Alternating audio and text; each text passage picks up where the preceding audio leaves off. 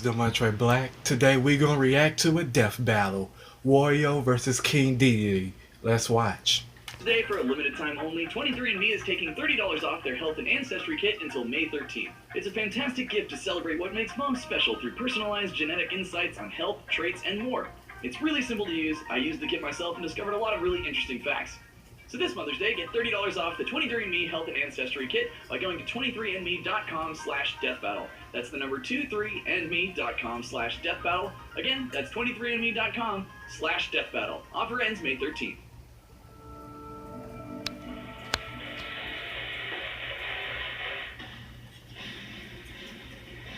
It's a lesson every hero has to learn someday. Just because your enemy is a little on the chubby side doesn't mean he's a pushover.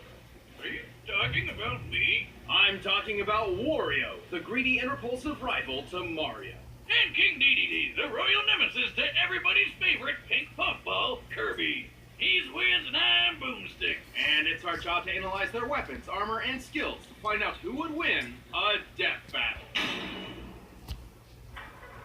Mario is a pretty busy guy. If he's not saving his favorite lady, Princess Peach, he's up saving a whole different princess in a whole different land. Until he returned home one day to find his castle under someone else's control. First up, Mario has a castle?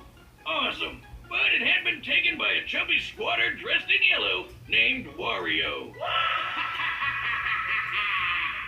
Wario is Mario's opposite in every way. While Mario is kind and heroic, Wario is selfish and mischievous. While Mario is thick with one C, Wario has two, maybe three C's. Let's not. His name and symbol are even inspired by the Japanese word for bad, Warui. You can't get any less subtle than Wario. No kidding, but he's not some random chump. Turns out Wario is one of the 7 star children, possessing legendary power, and even grew up with Mario. Wario's grudge against Mario goes way back. While they were children, they played cops and robbers a total of 1,256 times. And despite frequently asking otherwise, Wario only got to be the cop once. Wow, dick move, baby Mario. Yoshi should have just left you behind in that stupid crying bubble. Whether or not he was accidentally conditioned into villainy, Wario has 2 main goals. Ruin Mario's life, and get as rich as possible through any means necessary, including crime, treasure hunting, and even making video games.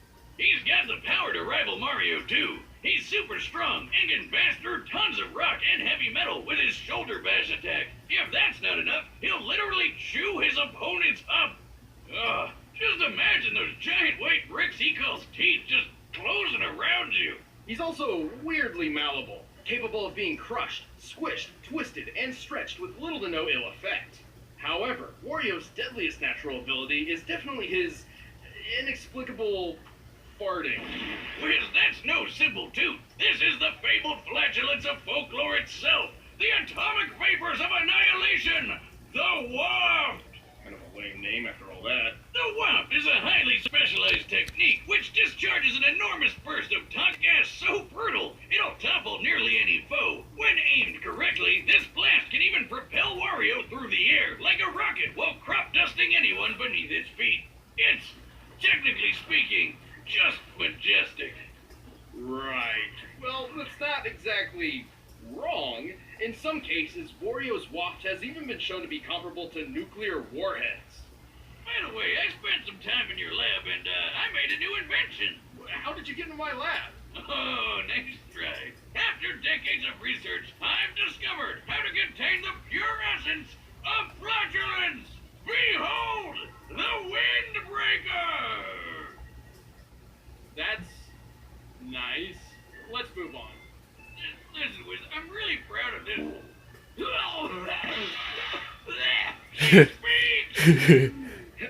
Anyway, aside from his own abilities, Wario has access to numerous weapons and power-ups. Like his one-of-a-kind chopper. Also, explosive. Kind of redundant when he can fart a nuke. There's always room for explosions, Wiz. Check out this huge blast some of his bombs caused, which he was totally at the center of and survived, by the way. His power-ups include a jetpack, a metal body, and even Mario's own invincibility star. He can increase his size by plugging an air pump into himself, and just don't question it. With the dragon hat, he spews fire. With the eagle statue, he takes flight. And he can even combine both of these to become King Dragon Wario, utilizing both these abilities while dramatically increasing his power and his weight. And with just a little mouthful of rotten garlic, he dons pink tights to become Wario Man! This super form increases his strength and lets him fly, because he doesn't have enough ways to do that already, I guess. He doesn't always need some random object of power to transform. Some of Wario's forms come about because of entirely reactionary means. He can become Bouncy Wario after being crushed into paper, Flaming Wario after being set on fire, Puppy Wario after getting stung by bees, and Fat Wario after eating too much. Man, getting fat's a superpower? These sound more like excuses than power-ups. He even becomes Crazy Wario after getting drunk. Though it's just a ball in the American version, because, for kids and stuff. But anyway, I'm powered up. Jocelyn, order another 1,000 six-pack. On his quest to humiliate his red-clad rival and accumulate Scrooge McDuck levels of riches, Wario has been through thick and thin. Like Mario, he survived that big explosion in the tennis court, which we figured out is equal to 2.4 megatons of TNT. But Wario's also survived the Shake King blowing up in his face. The Shake King was a pirate with immense electrical power. Upon his defeat, his body detonated, and the resulting blast split the sky. By comparing the blast and the parting clouds to a map of the Shake dimension, we determined the explosion's exact energy output to be equivalent to about 96 sextillion tons of TNT. That's enough juice to blow up a large moon, and Wario was totally fine. He can seemingly eat anything, including explosives and his own bike. He can, of course, keep up with Mario, who kicked a 61 million ton castle and piloted the Star Diver at Mach 375. Also, Wario destroyed the Black Jewel, an entity whose death triggered the collapse of an entire dimension. So, does everyone he fights blow up when they die, or what? Mario may best him time and time again, particularly thanks to Wario's clearly low intelligence, but his tenacity and willingness to never give up is strangely admirable. This greedy bastard will never stop doing what he loves.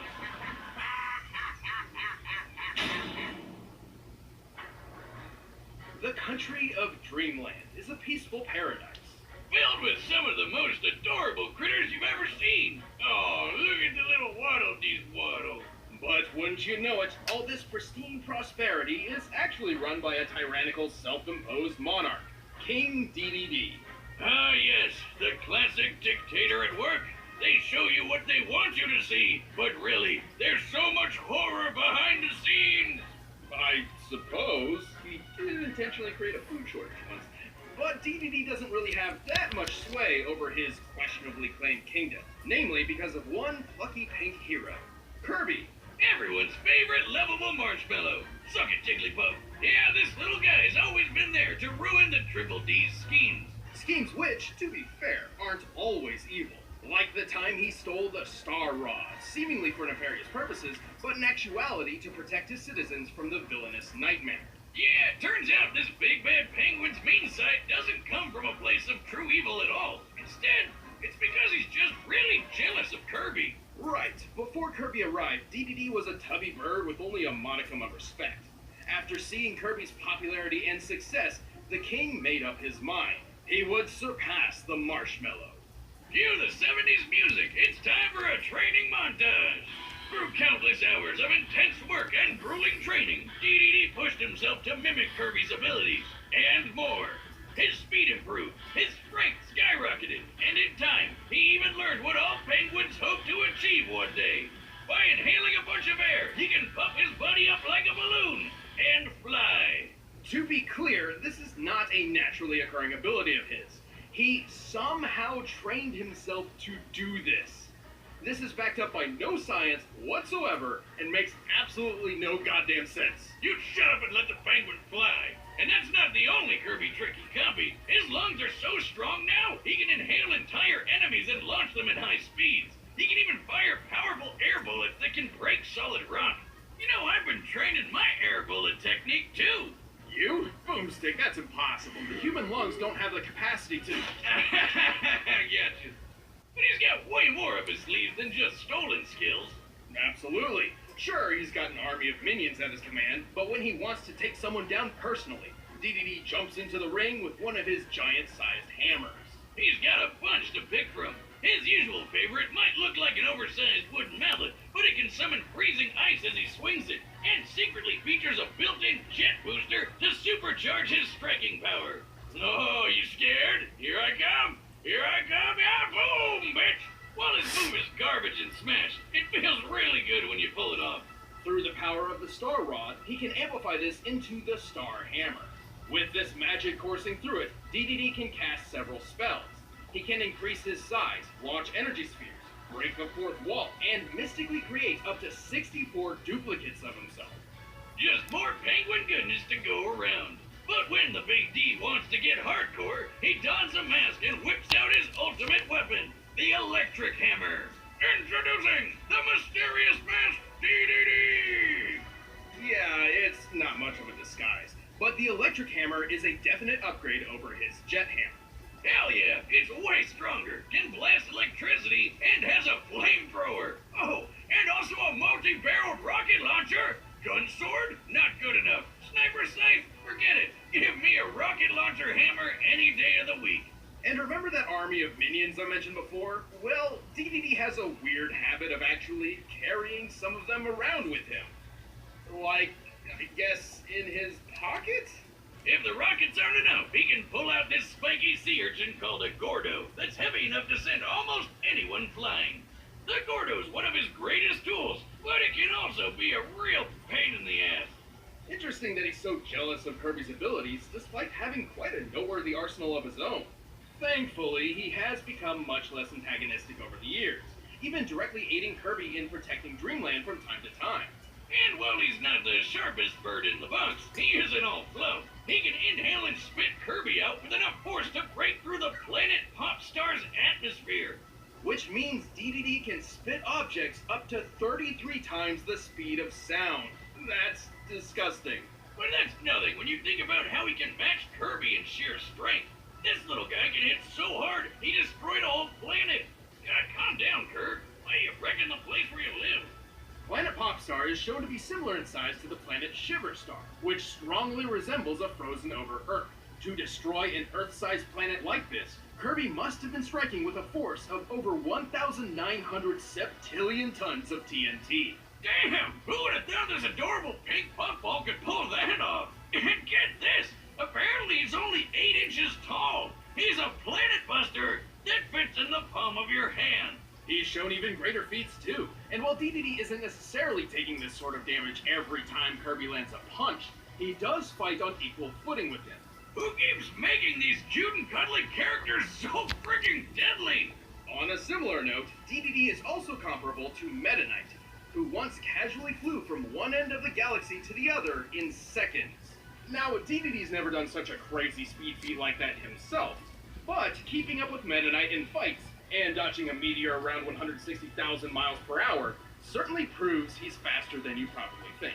Like when he fought the alien Magellan, who ripped apart a dimension with a weird star-shaped black hole, which DDD survived. This penguin's gotta be doing some kind of performance-enhancing drugs. Oh, Jesus!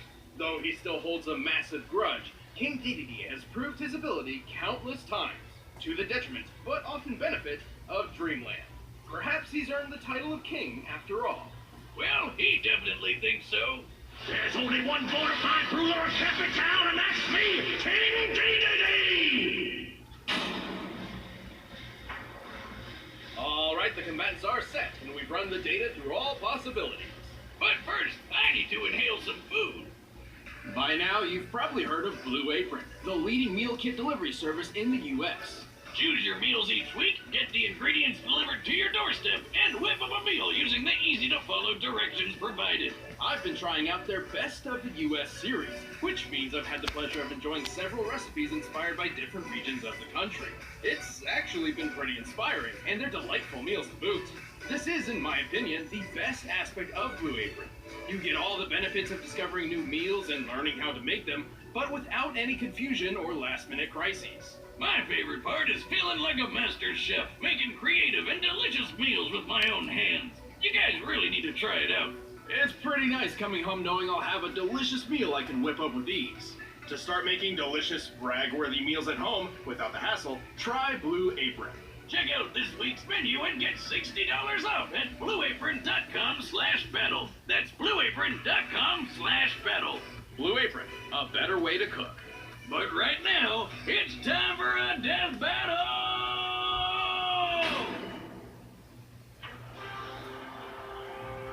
I'm number one.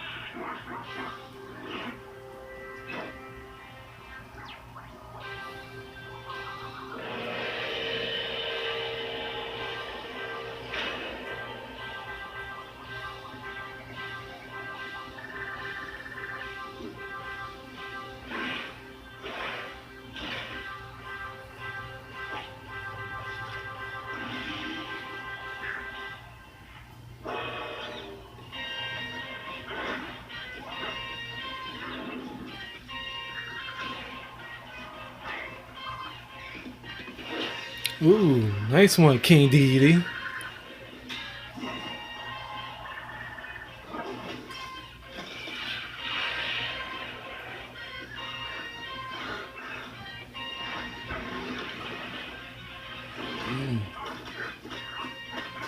Ooh, nice one, Wario.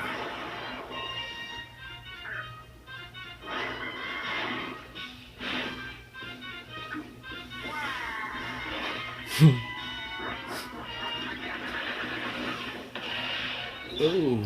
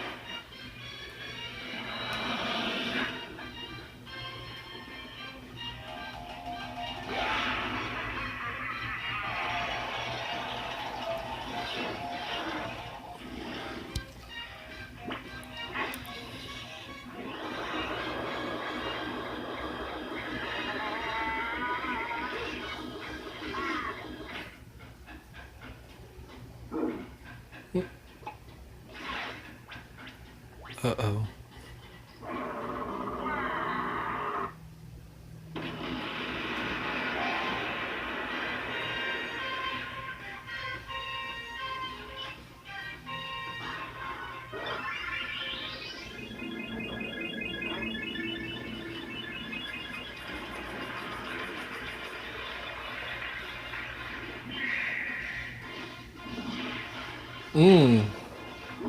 Who's gonna win?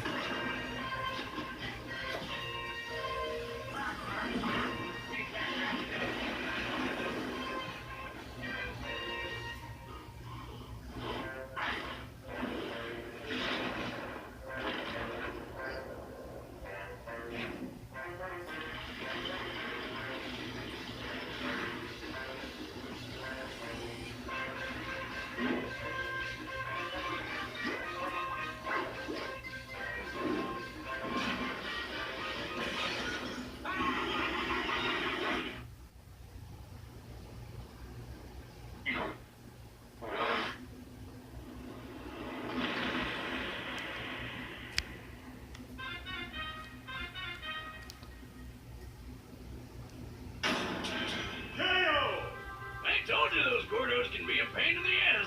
Wario sure had the upper hand when it came to versatility, especially with his reactionary power-up and totally unexpected techniques. Like, who would ever predict your opponent would drop an atomic fart in your mouth? Genius.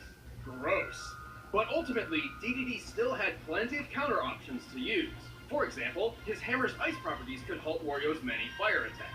And unlike Wario, DDD's flight didn't require any specific power-ups to control the air. Unfortunately, neither Wario nor DDD have truly shown their greatest potential speed. Compared to the likes of Mario and Meta Knight, it seems DDD held the advantage, though admittedly it's impossible to know the exact specifics of that advantage.